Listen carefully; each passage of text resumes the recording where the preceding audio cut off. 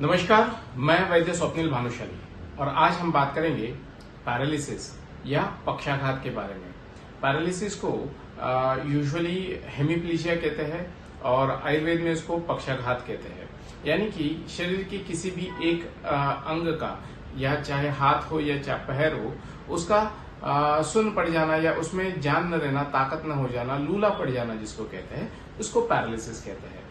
तो ये होता क्यों है, इसके कारण क्या है, इसके लक्षण क्या है और क्या उपाय इसके बारे में किए जा सकते हैं, यह आज के वीडियो में हम जानेंगे। तो सबसे पहले जो स्ट्रोक होता है, वो स्ट्रोक होने का या पैरालिसिस होने का, पक्षाघात या हेमिप्लीजिया होने का जो कारण है, उसमें दो चीजें होती है। जो हमारा मस्तिष्क है, मस्तिष्क यानी जो ब्रेन है, ब्रेन को जो ब्लड सप्लाई होता है, जो रक्तवाहिनी या जो ब्लड वेसल खून लेकर के जाती है, तो ब्रेन का जो ब्लड सप्लाई है कम हो जाना या रुक जाना, इस कारण से ये स्ट्रोक आ सकता है। तो ये होने के दो कारण है। एक तो होता है कि सर की नस फट जाना, और ये फट जाने की वजह से वहां पर ब्लीडिंग होती है, हेमोरेज होता है, और इसके कारण स्ट्रोक या पैरालिसिस आता है।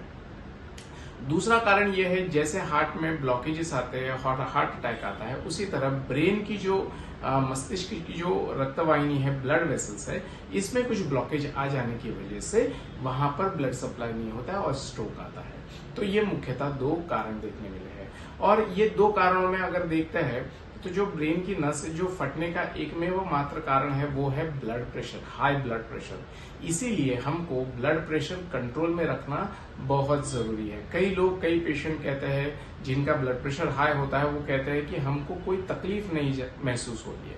लेकिन ब्लड प्रेशर की यूजुअली इस तरह से हर किसी को कोई सिम्टम आएगा ऐसा जरूरी नहीं है, लेकिन ये कंसिस्टेंटली हाई ब्लड प्रेशर बहुत दिनों के कारण होने के कारण ये नस फट सकती है और स्ट्रोक आ सकता है। और ये स्ट्रोक के बचाव के लिए हमको ब्लड प्रेशर कंट्रोल करना बेहद जरूरी है। ये एक बात। दूसरी बात, जिनको कोलेस्ट्रॉल की तकलीफ होती है, जिनको डायबिटीज की शिकायत होती है, तो इनकी जो ब्लड वेसल्स होते हैं, वहां पर चिकनाहट हो के वहां पर ब्लॉकेजेस आना शुरू होते हैं और इसके कारण भी स्ट्रोक आ सकता है। तो ये मुख्यतः दो कारण स्ट्रोक के देखने मिलते हैं। इसके लक्षण क्या है? तो लक्षण में आपको महसूस होगा कि किसी भी शरीर के एक अंग में थोड़ी सी झुंझुनाहट होना शुरू हो गई है। इसको कहते हैं टिंगलिंग सेंसेशन। ये महसूस हो रहा है, या कुछ नमनेस आ गया है, यानी कि उसमें कोई बधिरता या एक तरह से उसमें हेवीनेस आ जाता है। आपको हाथ उठाने के लिए बहुत बेहद कष्ट करने पड़ते हैं, या बहुत सी झुंझुनाहट आती है। तो हर बार झुंझुनाहट आती है तो वो स्ट्रोक का कारण है क्या, वो स्ट्रोक है क्या? ऐसा नहीं है। कई बार स्पॉन्डिलाइटिस है या फिर विटामिन की कमी है, उसके कारण भी झुंझुनाहट हाथ में आ सकती है, हाथ पैर में।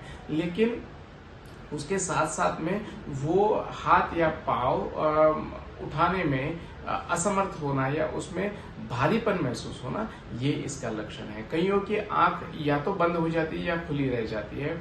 जो फेस है, फेशियल इस पे अगर इम्पैक्ट होता है तो फेस थोड़ा सा टेढ़ा हो जाता है। अभी इसमें जानने की एक और बात है, कईयों में केवल फेशियल पैरालिसिस होता है, जिसको बेल्स पाल्सी कहते हैं। जो बेल्स पाल्सी है और फेशियल पैरालिसिस, या इसी को आयुर्वेद में अर्दित कहते हैं, ये और पक्षाघात यानी कि बेल्स पाल्सी और पैरालिसिस या स्ट्रोक, ये दो अलग चीजें हैं। बेल्स पैल्सी या फेशियल पाल्सी होते हैं, जो हमारे फेशियल नर्व होती है, उसमें किसी कारणवश सूजन आने के कारण होती है। इसमें इस तरह से ब्लीडिंग या फिर इश्चेमिया या क्लॉट होने की संभावना नहीं होती है। तो उसके बारे में आज हम बात नहीं करेंगे। हालांकि बेल्स पाल्सी ये ट्रीटेबल है, इजीली सुख साध्य है, यानी कि इसका इलाज सही तरीके से हो सकता है। लेकिन स्ट्रोक में अगर जैसे जैसे समय बीतते जाता है और ब्लड सप्लाई अगर कम होना शुरू हो जाता है, तो ये परमानेंट रहता है। जो भी डिफॉर्मिटी आई है वो परमानेंट हो जाती है, डिपेंडिंग ऑन द डैमेज, कि ब्रेन के कितने एरिया को वो डैमेज कर चुका है। तो अब हम बात करते हैं इसके चिकित्सा की। तो चिकित्सा में यहाँ पर दो चीजें हैं। मैं आयुर्वेद का वैद्य हूँ, इसीलिए मैं आयुर्वेद की चिकित्सा के बारे में बताऊंगा। तो ऐसे अगर आपको शिकायत होती है, ऐसे अगर लक्षण होते हैं, तो तुरंत आपको आयुर्वेद में हॉस्पिटल में जाकर के भर्ती होकर के इसका इलाज करना जरूरी है। यहाँ पर इलाज के तौर पर हम विरेचन नामक ट्रीटमेंट है या बस्ती नामक ट्रीटमेंट है, नस्य नामक ट्रीटमेंट है, ये करते हैं। और ये करने से जो आगे का ब्लीडिंग है वो रुक जाता है। जो हिमेटोमा अगर बहुत ज्यादा नहीं है, ऑफ कोर्स अगर ये 3 सेंटीमीटर 4 सेंटीमीटर जितना अगर ब्लड क्लॉट होता है तो उसको सर्जरी से निकालना ही जरूरी है। लेकिन इससे भी एक बार जो डैमेज ब्रेन को हो गया है वो प्रायः रीडेवलप्ड नहीं होता है।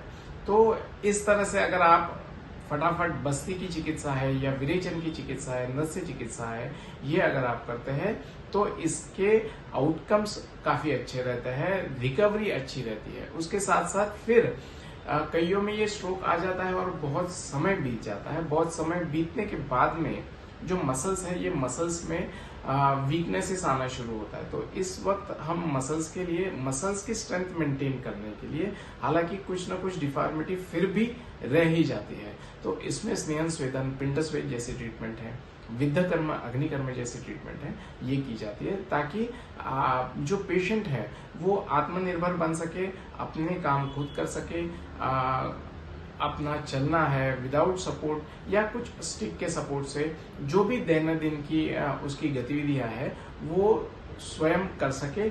यहाँ तक हम पेशेंट की रिकवरी कर सकते हैं।